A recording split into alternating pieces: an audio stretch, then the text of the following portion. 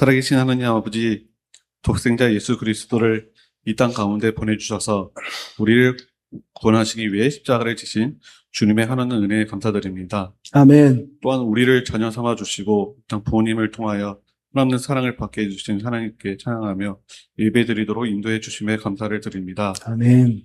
가정에 항상 기쁜 일만 있는 것은 아닐지라도 부모와 자녀가 저희 항상 사랑으로 하나가 되어서 서로를 사랑하고 격려하고 존중하는 성숙한 믿음의 가정으로 이 땅에서 하나님의 나라를 이루어갈 수 있도록 도와주십시오. 아멘. 오늘 말씀을 전하시는 전도사님을 지켜주시어 하나님의 뜻을 바르게 전할 수 있는 지혜와 가정의 건강 허락해 주시고 말씀을 듣는 우리도 묵상하며 삶 속에서 실천하며 주님의 영광을 드러내는 자들이 되기를 소망합니다. 아멘. 언제나 변함없는 사랑으로 우리를 붙드시는 주님께 감사드리며 모든 말씀을 우리 구주 예수 그리스도의 이름으로 기도드립니다. 아멘.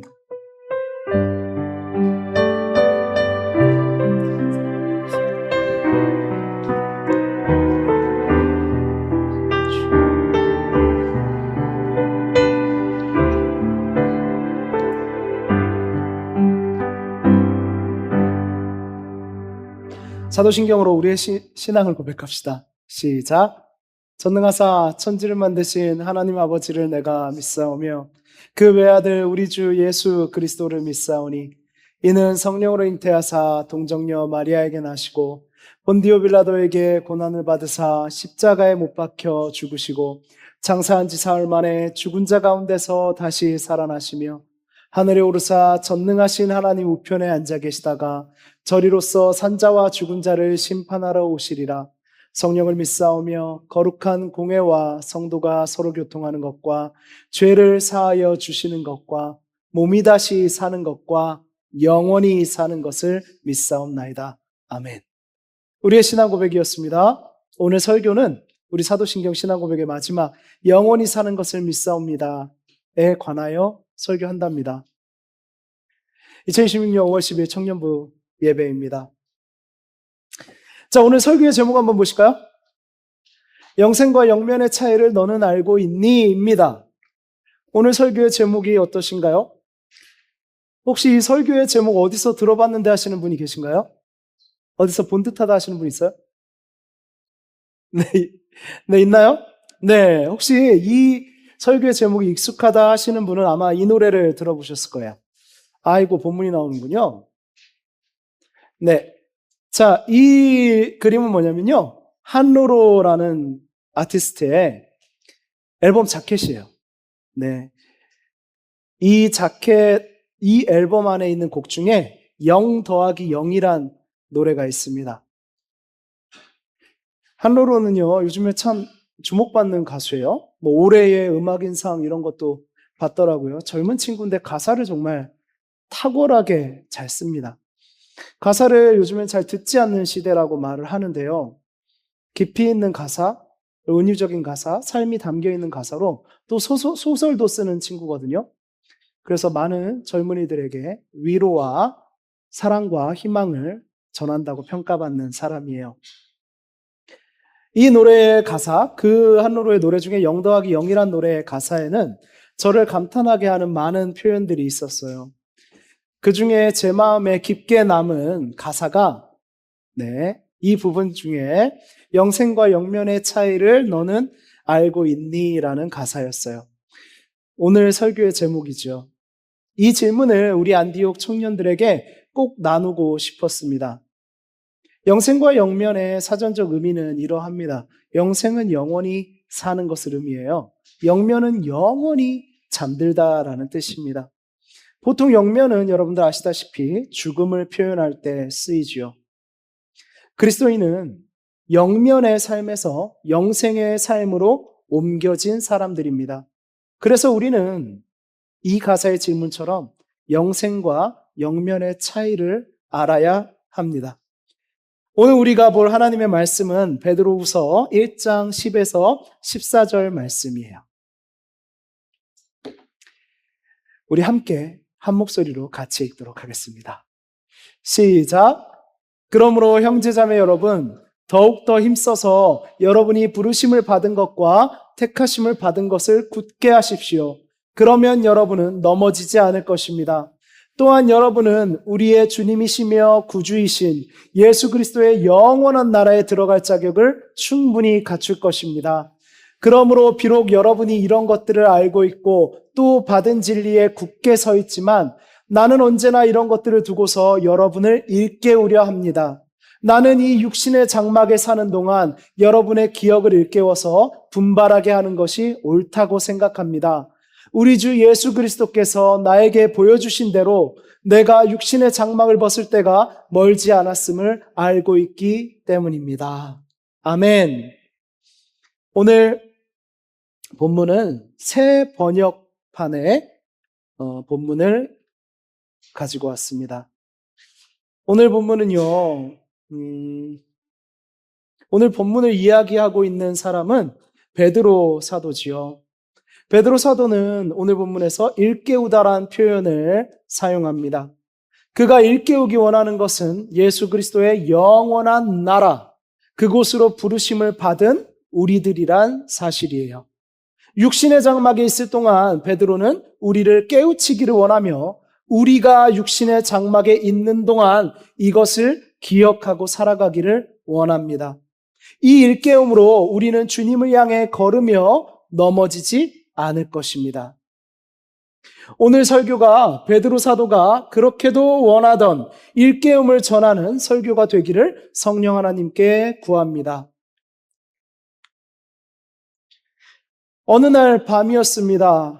하루 종일 바쁘게 보내고 겨우 집에 돌아와서 불도 끄지 않은 채 침대에 누워있는 한 사람이 있습니다. 휴대폰을 멍하니 보다가 어느 순간 화면이 꺼져버립니다. 그리고 갑자기 이런 생각이 들어요. 내가 지금 뭐 하고 있는 거지? 열심히는 살고 있는데 방향은 모르겠고 그냥 계속 달려가고는 있는데 이런 질문들이 자꾸만 올라옵니다. 내 삶이 이게 다일까?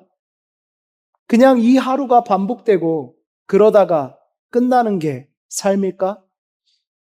솔직히 말하면 우리는 다 불안합니다. 미래 불안, 관계 불안, 경제적 불안, 내 인생이 맞는가에 대한 불안. 모든 불안들은 우리를 이 생각으로 이끕니다. 나의 삶이 단 한 번으로 이 상태로 끝이면 어떡하지? 혹은 반대로 이 삶이 끝이 아니라면 지금 내 삶의 의미는 무엇이고 나는 준비가 되어 있나? 이 질문은 누구도 피할 수 없습니다. 그런데 우리는 이 질문을 오래 붙잡지 않습니다. 왜냐하면 인생의 의미와 끝을 생각한다는 건 유쾌하고 쉬운 일은 아니니까요. 장례식장에서 사람들이 울고 있습니다. 덩그러니 사진 한 장이 놓여 있네요. 한 사람이 평생 살아온 삶이 사진 한 장으로 남아 있습니다. 모여있는 사람들이 사진 속 사람에 대해 이야기합니다. 각자가 자기 나름대로의 기억 속에 고인을 담고 있습니다. 사진 속 그는 이제 자기가 어떤 사람인지를 스스로 말하지 못합니다. 그저 누군가의 기억 속에 단편으로, 장면으로 남습니다. 장례식장에 있는 여러분에게 문득 이런 생각이 듭니다. 나도 언젠간 저렇게 되는 건가? 이렇게 끝이라고? 그 순간 꼬리를 물고 이 질문이 머리를 스칩니다. 이 다음엔 뭐가 있지? 정말 그냥 끝일까? 성경은 우리의 질문을 피하지 않습니다. 오늘 본문은 이렇게 말합니다. 영원한 나라. 오늘 본문은 영원한 나라를 이렇게 표현하고 있지요. 우리 주 예수 그리스도의 영원한 나라에 충분하게 들어가리라. 아멘. 이 말은 그냥 종교적인 위로가 아닙니다. 이건 선언입니다. 이 삶이 끝이 아니라는 선언이지요. 요한계시록은 그 영원한 나라를 이렇게 말합니다. 다시는 사망이 없고 애통하는 것이나 곡하는 것이나 아픈 것이 다시 있지 아니하리니. 아멘. 여러분, 영원한 나라는 죽음이 없는 세계입니다. 눈물이 없는 세계입니다. 아픔이 없는 세계입니다.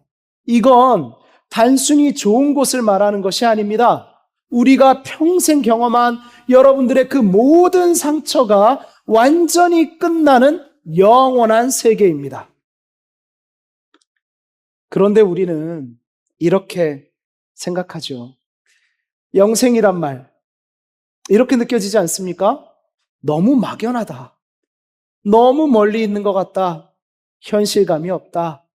그냥 교회에서 우리를 위로하기 위해 하는 말 같다. 혹은 이런 생각도 하실 수 있겠네요. 잘 들어보세요. 영원히 산다고? 과연 그게 좋은 걸까? 요즘 전도하다 보면 이런 생각하는 사람들이 많아요. 끝없이 계속되는 삶이라니 지루할 것 같고, 누군가는 이 영생이라는, 영원이라는 말이 오히려 무서울 수도 있습니다. 더 어둡게 느껴질 수도 있습니다. 만약 어떠한 사람이 그 삶이 두렵고 어두운 터널을 지나고 있다면 말입니다. 그래서 먼저 분명히 해야 합니다. 성경이 말하는 영생은요, 끝없이 시간이 늘어나는 삶이 아닙니다. 예수님은 이렇게 말씀하셨어요. 영생은 하나님을 알고 예수 그리스도와 하나가 되는 것이다 라고 말이지요. 이 말은 영생은 하나님과의 관계라는 것입니다. 조금 더 쉽게 말하면 이렇게 표현할 수 있겠네요. 영생은 그저 죽지 않는 상태가 아니라 생명인 하나님과 연결된 상태입니다. 하나님과 연결되어 하나님의 시간으로 옮겨가는 것입니다. 조금 더 쉽게 말한다고 하고 더 어렵게 말한 것 같기도 해요. 사실 엄밀히 말해서 하나님의 시간이란 말은 정확한 표현은 아니에요. 왜냐하면 하나님은 시간에 매여 있는 분이 아니기 때문이에요. 그러나 시간 위에 놓여서 삶을 살아가는 우리가 영생이란 말을 이해하려면 시간이란 개념을 빌려와야 합니다. 참 어려운 이야기인데요. 이렇게 말해보면 어떨까요? 시간을 초월한 시간이 하나님의 시간이다. 하나님은 시간을 초월하여 계신다. 영생이란 하나님의 시간이다. 우리의 시간은 기차가 달리는 철길과도 같다는 생각이 들어요. 먼저 달리고 있는 기차를 한번 볼까요? 기차는 이 철길 위를 달리기 위해 연료를 태워야 해요. 좀 옛날식 기차죠? 저한테는 이런 기차가 떠올랐어요. 뜨겁게 석탄을 태워서 그 열기로 엔진이 움직입니다. 그러면 검은 연기를 뿜으며 힘을 내서 기차가 달리죠. 멈추지 않고 달리려면 연료는 계속 필요해요. 옛날 영화 보면 삽으로 계속 퍼넣거든요. 그러면 그 검은 연기는 하늘을 가득 채울 정도로 뿜어져야 합니다. 그게 기차의 모습이죠. 그런데 그 기차는 어디 위를 달립니까? 철길 위를 달립니다. 그 기차는 철길을 벗어나지 못하죠. 이번엔 기차가 그 달리고 있는 철길을 우리가 늘려보는 거예요. 영생처럼 늘려봅시다. 영원만큼 늘려봅시다. 늘리고 늘려도 결국은 시작점이 있고 끝이 있습니다. 그렇죠? 길어질 뿐 영원은 아닙니다. 도대체 얼만큼 늘어나면 영원인가요? 얼마큼을 더 늘려야 합니까? 달리는 기차는 철길이 늘어날수록 어떨까요? 더 지치고 목적지를 잃어버릴 수도 있습니다. 늘어난 철길은 오히려 기차를 더욱 지치게 합니다. 그기 위해서 기차는 언젠간 멈춰버리고 말지요. 기차의 여정은 반드시 끝납니다. 철길을 아무리 늘려도요. 자, 이것을 거부하기 위해서 기차가 스스로 자기 힘으로 철길을 한번 벗어나 볼까요? 기차는 철길을 벗어나는 그 순간 아예 움직이지를 못합니다. 달릴 수는 없지요. 이래도 저래도 결국 기차는 멈춥니다. 이래도 저래도 결국 우리는 멈춰버리고 맙니다. 우리가 영생을 믿기 어려운 이유가 이런 것일지 모릅니다. 우리가 영생을 생각했을 때 늘어난 철길이라고 느낄지 모릅니다. 그러나 우리 생각해 봅시다. 우리가 만약 그 시간이라는 철길, 그 시간이라는 철길에서 자유를 얻는다면 어떨까요? 철길에서 이탈한 탈선이 아니라 진짜 자유 말입니다. 상상해 보십시오. 우리가 철길을 벗어나 달릴 수 있는 자유를 얻는다면 우리의 목적은, 달려야 하는 에너지는, 힘겹게 뿜어내는 연기는 계속해서 늘리느라 어디로 가야 하는지 목적을 잃어버린 철길은, 우리가 결국 도착할 곳은 모두 달라질 겁니다. 하나님께서 시간을 초월하여 계신다는 의미는 이런 것입니다. 우리가 시간이란 철길에서 벗어나는 방법은 시간을 초월하신 분이 그분의 능력을 우리에게 주시고 우리의 손을 잡아 끌어올려 주셔서 그분의 시간으로 초대해 주셔야 가능합니다. 그렇습니다. 우리가 철길이라는 시간에서 벗어나 영생을 얻는 방법은 오직 주님에게 있는 것입니다. 그래서 중요한 건 이것이지요. 지금 하나님 없이 나의 철길 위에서만 살고 있다면 영생과는 상관없는 삶을 살고 있는 것이지요. 조금 불편하지만 분명한 사실입니다. 여기서 질문 드릴게요. 우리는 실제로 하나님과 연결되어 살고 있나요? 무언가를 결정할 때 하나님 생각합니까? 힘들 때 하나님을 의지하나요? 여러분이 어쩔 수 없이 죄를 지을 때가 있어요. 그때 마음 아파하며 하나님을 의식합니까? 아니면 그냥 내 인생 내가 달리는 거야 하면서 철길이를 하염없이 헤매는 그러한 방식의 삶을 살고 계십니까? 성경이 말하는 죄는 단순히 나쁜 행동이 아니에요.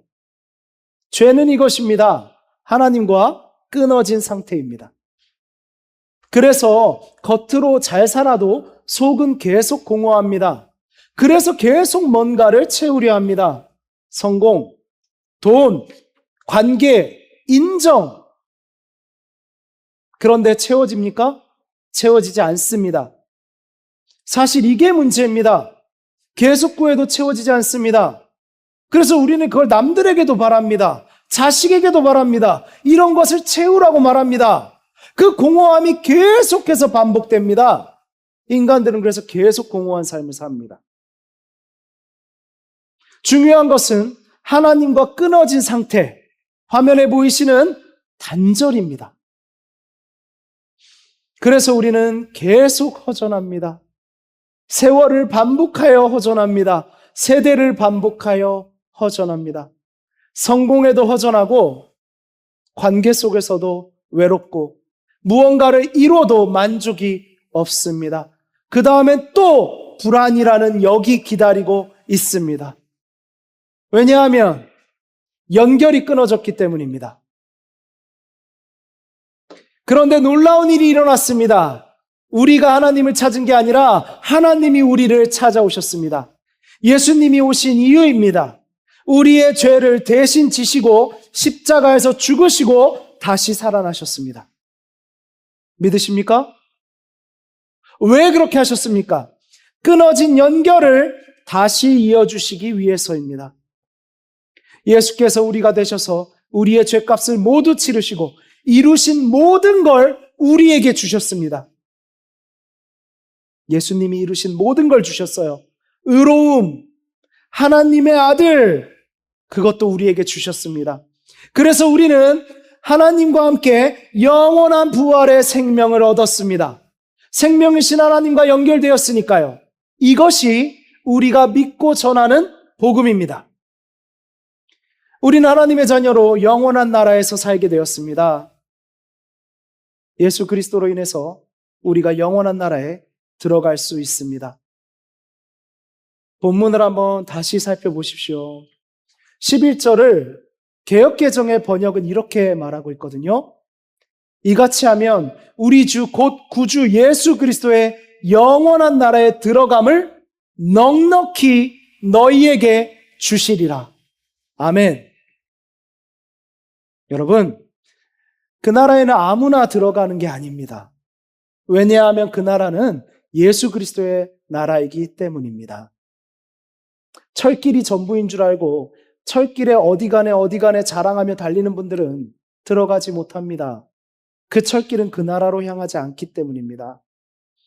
예수 그리스도를 믿음으로 그리스도를 통하여야만 갈 수 있는 나라입니다. 예수님은 이렇게 말씀하셨습니다. 내가 곧 길이요 진리요 생명이니 나로 말미암지 않고는 아버지께로 올 자가 없느니라. 아멘.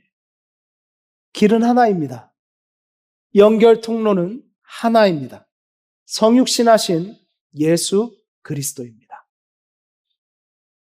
또한 본문은 우리가 영원한 나라에 들어갈 자격을 충분히 받는다고 하십니다. 넉넉히 받는다고 하십니다. 여기서 충분히 넉넉히라는 말은 겨우겨우 통과한다는 뜻이 아니에요. 환영받으며 그곳에 들어간다는 말이에요. 여러분들이 쫓겨 들어가는 나라가 아니라 예수님께서 여러분을 환영하며 맞아주시는 나라입니다. 여기서 중요한 포인트입니다. 예수님을 믿는 여러분에게 영생은요, 죽고 나서 시작되는 게 아닙니다. 귀신들이 사는 세상 같은 게 아닙니다. 여러분에게 영생은 지금 시작됩니다. 하나님과 관계가 시작되는 순간, 죄에서 돌아서는 순간, 하나님을 진짜로 믿기 시작하는 순간, 그때 이미 시작됩니다. 우리는 다 알고 있잖아요. 이 세상이 완전하지 않다는 걸 말입니다. 어떤 사람은 사랑하는 사람을 잃었고요. 어떤 사람은 사랑한다 믿었던 사람에게 실망도 했을 겁니다. 어떤 사람은 그래서 혼자 버티려 하고요. 어떤 사람은 아무에게도 말 못할 아픔을 안고 있습니다. 겉으로는 괜찮은 척하지만 속에서는 계속 무너지고 있는 사람들이 있습니다. 그런데 그 사람들에게 하나님이 말씀하십니다. 내가 너를 위해 준비한 영원한 나라가 있다. 여러분 믿어지십니까? 하나님 나라에서 영원히 사는 삶이 믿어지십니까? 믿기 어려운 분들 계실 거예요. 아까 말씀드렸잖아요. 우리 영생의 시간을 경험해 본 적이 없으니까요. 우리는 영생보다는요, 영면이라는 말이 더 와닿는 사람들이에요. 저도 그렇습니다. 말씀드린 하나님의 시간을 도무지 체감하기가 어려워요. 그래요. 그렇습니다. 그러나 우리가 믿을 수 있게 하나님이 이 성경을 주셨습니다. 여러분은 영원하신 하나님이 계시다는 걸 믿으시나요? 여러분은 예수 그리스도의 부활을 믿으십니까? 여러분은 하나님이 그리스도를 우리를 위해 주셨음을 믿으십니까? 아멘. 하나님의 말씀인 이 성경이 여러분의 믿음으로 여러분의 삶과 연결될 때에 우리는 하나님이 계신 것과 예수께서 우리를 위하여 죽으시고 부활하심을 믿게 되지 않았습니까? 생각해 보십시오. 그것을 믿으신다면 성경에 기록된 약속, 영생을 믿으십시오. 하나님이 자기의 아들을 죽이시면서까지 우리에게 주고 싶으셨던 확실한 약속입니다. 하나님이 약속하신 영생의 삶에서 우리는 다시는 혼자가 아닙니다. 다시는 버려지지 않습니다. 다시는 무너지지 않습니다. 그리고 하나님이 말씀하십니다. 내가 너의 눈에서 모든 눈물을 닦아줄 것이다. 여러분, 이것은 반드시 지켜질 약속입니다. 하나님이 그리스도를 통하여 직접 우리에게 하신 약속이기 때문입니다. 하나님이 아들을 죽이시면서까지 하신 약속입니다. 그 약속은 단순한 위로가 아닙니다. 성취입니다. 여러분 믿으십시오. 지금 우리에게 약속하고 계십니다. 여러분이 혼자 있던 시간, 혼자 있는 방을 한번 생각해 보십시오. 힘든 일과를 마치고 혼자 누워서 천장을 보고 있는 그 순간 말입니다. 피로에 눌려 멍해지는 그 순간 하나님이 여러분에게 묻습니다. 너 계속 이렇게 혼자 버티며 살 거니? 그러지 말고 나랑 같이 갈래? 하나님과 같이 가는 순간 영생은 단순한 개념이 아니라 삶의 변화로 나타납니다. 예수님을 믿는다는 건 내가 중심이던 삶이 죽고 하나님과 함께 사는 삶이 시작되는 것입니다. 세상에 매여있던 내가 죽고 영원한 나라의 나로 변화해가는 것입니다. 갈라디아서 2장 20절은 이렇게 우리에게 말씀합니다. 우리 함께 외칩시다. 시작. 나는 그리스도와 함께 십자가에 못 박혔습니다. 이제 살고 있는 것은 내가 아닙니다. 그리스도께서 내 안에서 살고 계십니다. 내가 지금 육신 안에서 살고 있는 삶은 나를 사랑하셔서 나를 위하여 자기 몸을 내어주신 하나님의 아들을 믿는 믿음 안에서 살아가는 것입니다. 아멘. 고린도후서 5장 17절을 보십시오. 우리 함께 외칩시다. 시작. 누구든지 그리스도 안에 있으면 그는 새로운 피조물입니다. 옛것은 지나갔습니다. 보십시오. 새 것이 되었습니다. 아멘. 예수님이 우리를 위해 먼저 죽으셨습니다. 그리고 사셨습니다. 그래서 예수 그리스도 안에서 우리도 죽을 수 있습니다. 그것이 영면이라면 우리는 죽을 수 없습니다. 그러나 영생이라면 우리는 죽을 수 있습니다. 세상에서의 우리가 영생을 믿고 죽음으로, 그래야 우리가 예수 그리스도 안에서 영원히 살 것입니다. 새로 태어난 우리의 삶에는 이런 변화가 나타납니다. 불안이 줄어듭니다. 미워하고 다투는 마음이 줄어듭니다. 죄를 그냥 넘기지 않게 됩니다. 어렵고 힘들 때 하나님을 찾게 됩니다. 그래서 담대해집니다. 하나님께 내 삶을 맡기고 불안을 받아들이고 이겨나갑니다. 완벽하진 않지요. 그러나 방향이 바뀝니다. 좋아하는 게 바뀌고요. 이상형도 바뀌고요. 나를 만족시키기 위한 여러 가지 것들이 바뀝니다. 하루하루를 숙제하듯이 사는 게 아니라 그 매일이 이어지는 과정이 됩니다. 그래서 이 삶을 빨리 끝내고 싶은 게 아니라 더 하나님과 함께 가까이 살고 싶어집니다. 그래서 영원이란 말이 좋아지기 시작합니다. 새 피조물은 그렇습니다. 우리의 삶이 끝이 아니라는 걸 알기 때문에 이러한 변화가 가능하죠. 여러분은 지금 어떠신가요? 사랑하는 여러분, 하나님과 함께 가십시오. 누가 뭐라고 해도 꼭 하나님과 함께 가십시오.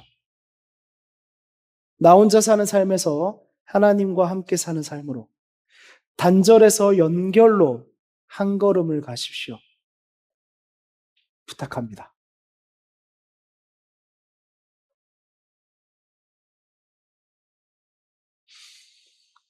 여러분, 여러분이 살아가는 길이 아직도 철길 위라고 생각이 되십니까? 신앙은요, 정보도 철학도 공부도 아니랍니다. 신앙은 어디를 바라보는가, 그 방향의 이야기예요.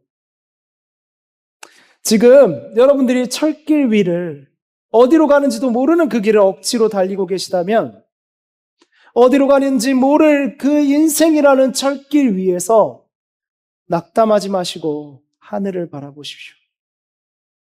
하늘을 바라보십시오. 요즘에 하늘 참 예쁘더라고요. 하늘을 바라보세요. 그럼 여러분 알게 되실 거예요.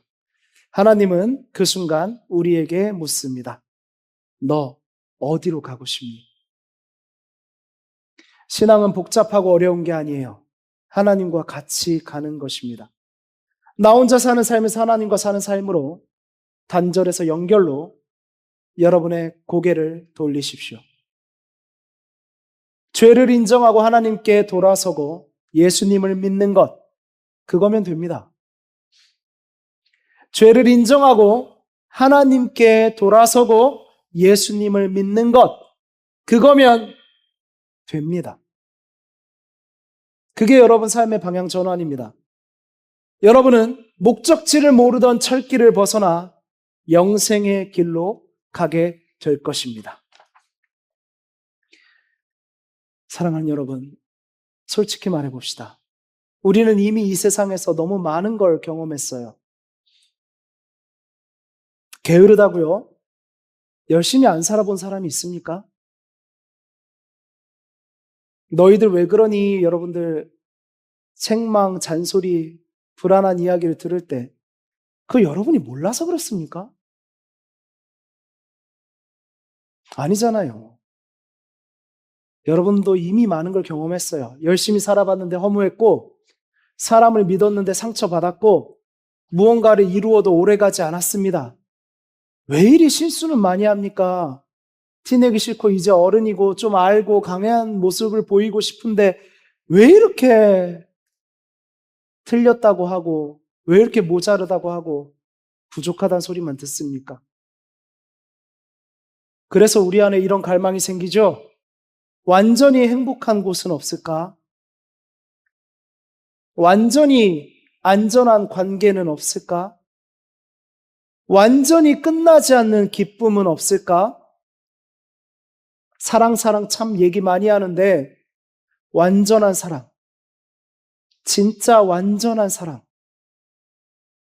어디에 있을까? 성경은 말합니다. 너희가 원하는 그것이 있다. 그게 하나님 나라입니다. 그곳은 사랑이 배신으로 끝나지 않고 관계가 상처로 무너지지 않으며 기쁨이 사라지지 않는 곳입니다. 사랑하는 여러분, 그 나라 가고 싶지 않습니까? 정말 그런 나라라면 시간에 매이지 않는 것이 기쁨 아닙니까? 우리는 그곳에서 영원을 누릴 것입니다. 그게 우리가 믿는 영생입니다. 오늘 딱 하나만 결정합시다. 하나님과 다시 연결되시겠습니까? 하나님과 같이 가시겠습니까? 이 삶이 끝이 아니라면 지금 여러분이 사는 방식은 정말 중요합니다. 지금 여러분의 삶은 영생으로 이어지고 있기 때문입니다. 그냥 버티는 삶이 아니라 하나님과 연결된 삶으로 바꾸십시오. 지금 영생의 삶을 시작하십시오. 오늘 본문의 상황은요, 베드로 사도는 죽음을 앞두고 있었어요. 그는 내가 육신의 장막을 벗을 때가 멀지 않았다고 말합니다. 우린 베드로 사도의 삶을 알고 있습니다. 그분이 이제 나이가 들어서 육신의 장막을 벗을 때가 멀지 않았다고 고백합니다. 그 어른께서, 그 사도께서 그렇게 얘기하시는 거예요. 그런데 이상하지 않습니까? 주를 위해 헌신하고 살아온 그분이 육신의 장막을 벗을 때가 됐는데 두렵다 하시는 것이 아니라 오히려 우리에게 기억해라, 일깨워 줄 것이 있다라고 말합니다. 왜 그럴까요? 아이고, 내가 이렇게 약해졌다, 내가 아프다, 나도 죽는구나 하는 게 아니라 일깨워 줄 게 있다라고 말합니다. 약한 자기를 보면서 깨달았으면 좋겠다라고 말합니다. 왜 그랬을까요? 왜냐하면 베드로에게 죽음은 끝이 아니라 예수 그리스도의 영원한 나라로 들어가는 과정이었기 때문이에요. 확신했기 때문입니다. 이처럼 하나님과 같이 가는 우리에게 성경은 분명한 약속을 주십니다. 영원한 나라. 그 나라가 보이십니까? 기대하고 믿음으로 보셔야 합니다. 사랑하는 여러분, 우리는 사라지기 위해 사는 존재가 아닙니다. 영생으로 연결되기 위해 사는 존재입니다. 그리고 하나님은 지금 이 시간 여러분에게 말씀하십니다. 너 나랑 영원한 곳으로 같이 갈래? 아멘.